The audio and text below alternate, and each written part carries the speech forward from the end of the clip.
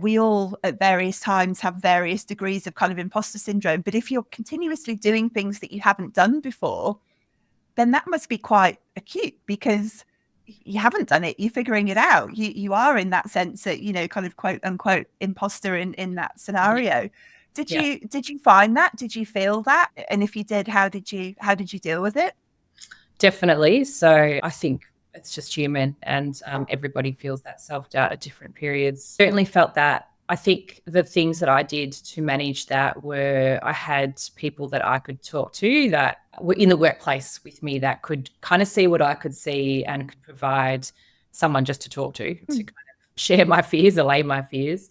Someone that wasn't directly my manager that I could then have that conversation with. I think that's important and was certainly something to help me.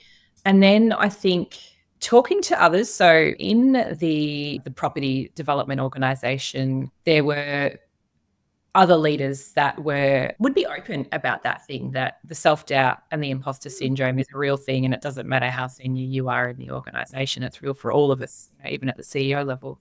So kind of normalised that a little bit. And I think, as I said before, as I had done it once, it just gave me confidence that I can make sense of things. And a lot of that comes down to my judgment skills. I don't even know how I've developed those, but that's something I get told often, that I've got really good judgment skills. And so that just helps me just assess where things are at, what might need to happen, test that with others, constantly kind of bouncing to know if what I'm doing is meeting the expectations of what people think needs to happen, what success looks like, and having a clear picture, therefore, of what that is. So if I understand what the outcome needs to be, I can then help fill in the gaps of like how we get from where we are to, if I understand what the outcome is. So that's probably the other thing that gives me the confidence when I'm in a space that I don't know, of just what's